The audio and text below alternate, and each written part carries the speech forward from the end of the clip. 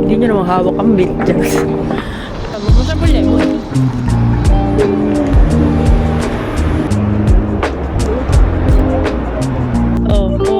Tanga ka. Sige. Mga ginagawang lihim dyan, ha? Dito na tayo, guys. And kailangan natin pumasok dito sa office nila. Uwi na sila, guys.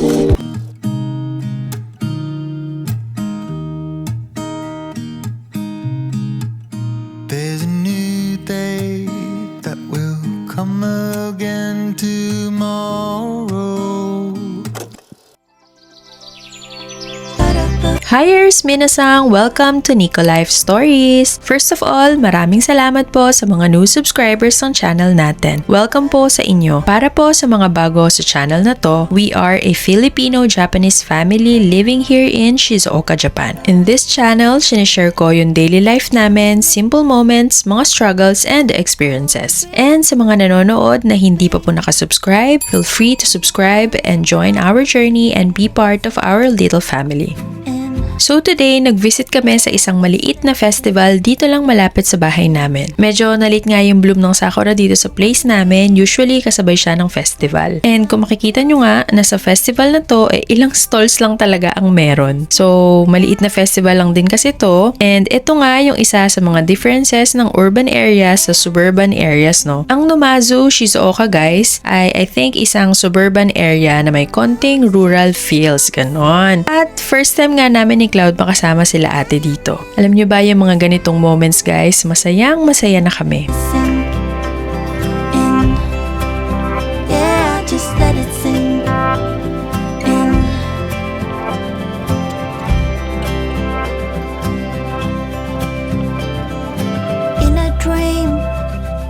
Said you wanna buy me pretty little things. Take me around the world, nah, nah, let it sink in. Yeah, just let it sink in. Oh, I know it's such a sweet fantasy, but I can stay like this forever. And I know that it's been driving me crazy. Let it sink in. Always changing all the scenery. Kaliwa pa, oh. Tanga. Alam ko, mapapagalitan ka pa niya ni ate. Oh, tino mo, kaliwa pa. Ba't ganyan? Oh, ganyan lang dapat. Oh, tanga ka. Sige. Boom. Just let it sink in. Yeah, just let it sink in. Just let it sink, let it sink in.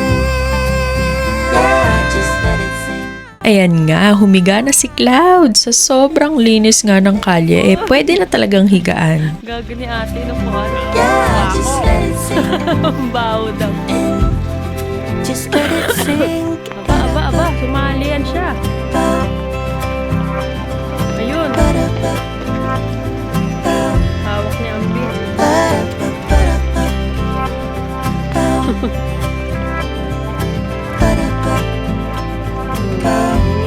Mga ano-ano, pitik-pitik pa pa You niya. and me, I will always dream about how it will Bubuelo be. pa, oh. Boom.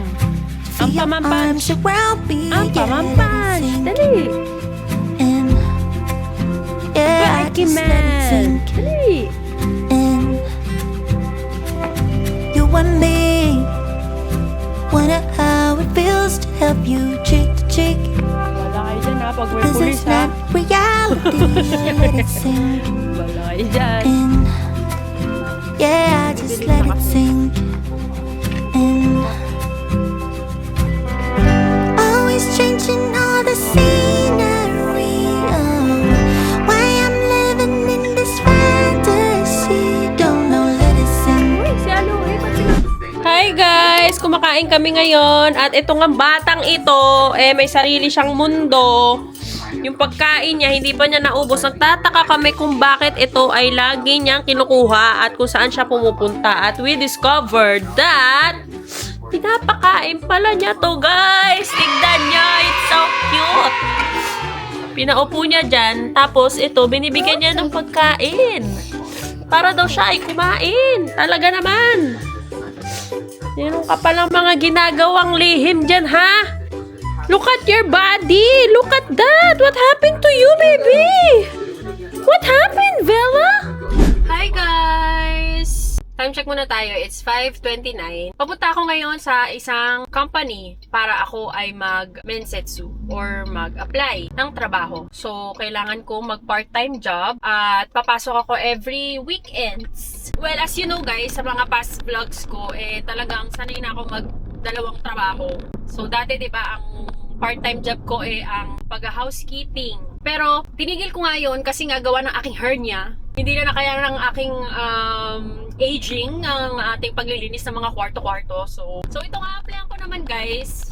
Hindi naman ito mahirap. Hindi ako magluyuko-yuko. Hindi na ako, pinili ko na yung hindi ako masyadong mahihirapan. So, morning shift ito and every Saturday, Sunday siya. Hanggang tanghali lang ako magtatrabaho. So, 8 hanggang tanghali lang. And sana pumayag sila. Hindi pa rin natin alam guys. Hindi pa rin natin sure guys na talagang makukuha tayo, di ba? Itatry natin ang ating luck today. Madami ako in-applyan, pero may mga in-applyan ako na hindi sila pumapayag ng part-time job lang. Although nakalagay dun sa ano nila, pag-a-applyan na pwede ang part-time job. Pwede sana hindi nyo nalang nilagay, di ba? Para hindi ako nag-a-apply, di ba? So anyways, let's go! Let's do this, guys! Sana ako ay patanggap sa aking part-time job, Lord Jesus!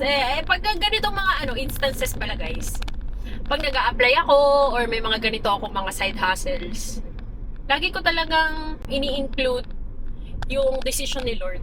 Lagi akong, oh Lord, mag-a-apply lang ako ha, ito ha, tatry ko itong applyan, tapos ikaw na bahala kung saan ako mapupunta. Mas alam ni Lord kasi kung saan tayo nararapat, di ba? So, ang prayers ko palagi ay, Lord, kayo na po ang bahala. Mas alam niyo po kasi kung saan talaga ako nararapat. Alam niyo yun, dalhin niyo ako sa mga tamang lugar, dalhin niyo ako sa mga tamang tao, para talaga hindi na ako mahirapan, yung ganon. So, yeah. Hayaan na natin ng Diyos na magdesisyon kung saan tayo mapupunta. Diba? So, yeah. Pabundok nga pala ito guys kasi ito yung pinakamadaling daan para papunta doon. Dahil kapag doon tayo sa mga traffic, hindi tayo makakaabot ng time. So, dito tayo sa bundok. Andito na tayo guys and kailangan natin pumasok dito sa office nila. So, let's go! Hi guys! It's the next day and the result of the interview was unfortunately hindi po ako natanggap. And sayang lang kasi qualified na ako sa lahat. Meron lang isang bagay na hindi talaga po pwede. At yun ay base sa rules ng company. Hindi daw talaga sila pwedeng magtanggap, Japanese man or foreigner, kahit anumang nationality, na merong tattoo. So, nakita yung tattoo ko dito sa leeg and dun pa lang sinabi na sa akin na pasensya na po. Actually, nagsasign na ako ng contract. Okay na lahat, interview, nagsasign na ako. Ang dami ng papel na pinapipirmahan sa akin. Nung nakita lang yung tattoo ko dito, sinabi na hindi daw pwede. Tapos tinanong ko kung kahit nalagyan siya ng seal or parang ano ba tawag doon? Yeah, yung mga tattoo seal para hindi makita yung mga tattoo. Hindi pa rin daw pwede. Unfortunately, simula noon, tinigil na yung pag-sign ng contract and then pinaalis na rin ako. What tayong magagawa? Actually guys, pang-apat ko nang apply to para sa part-time. Hindi ako natanggap lahat. Pero iba't iba namang reasons, hindi lang dahil sa tattoo. Lahat naman ng desisyon ko kasi sa buhay ay kung binibigay kay Lord and I always let Him decide. And lagi ko sinasabi, Lord, let your will be done. So, bago ko nag-apply, bago ko pumunta dun sa interview, yun yung sinabi ko. Nung na-reject ako, lagi ko lang iniisip, every time na na-reject ako actually, sa kahit anong aspeto ng buhay, lagi kong iniisip na God's rejection is God's protection and redirection. So, lagi lang talagang merong dahilan si Lord kung bakit hindi niya tayo pinapayagan or nagsisay no siya sa mga prayers natin. Yun lang yung lagi nagpapagaan ng loob ko. He knows what he's doing. Mas alam niya kung ano yung nararapat sa akin. So, yeah, yun lang. So, mag-a-apply pa rin ako. Magta-try ulit ako mag-apply. And same thing, kung ayaw ni Lord, okay lang. Mas alam kasi niya. So, yun lang. Yun lang yung update natin. And today, break time ko guys. Time check muna tayo. Uy, nalaglag. Time check muna tayo. It's 10:09. So, meron na lang akong 6 minutes para matapos ang aking break time. So, inom muna tayo ng ating corn soup, ang breakfast. So, yeah, let's do this.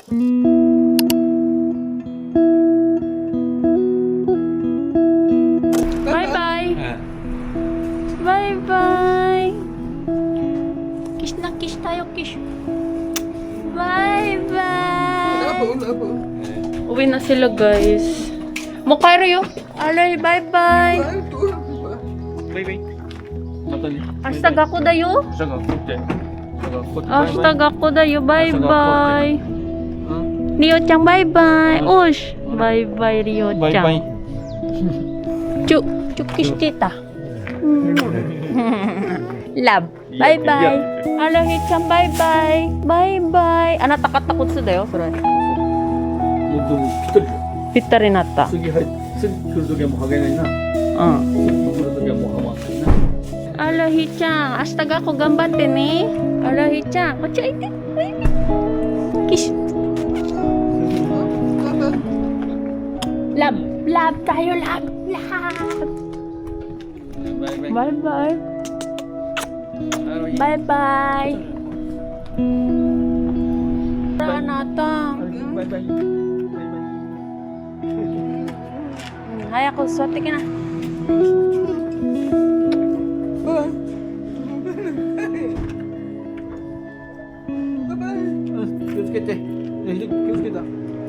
Arahi, bye-bye! Bye-bye! Bye-bye! Bye-bye wa? Bye-bye wa? Bye-bye! Bye-bye!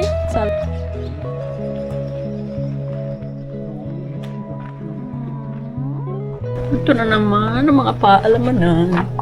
Sad. Tignan natin si Cloud dahil si Cloud for sure ay homesick na naman yan siya. I hate this. Ganyang eksena. Nag-bye-bye kami doon. Di ka pumunta. Babay na ako sa kanila, hindi nila ako.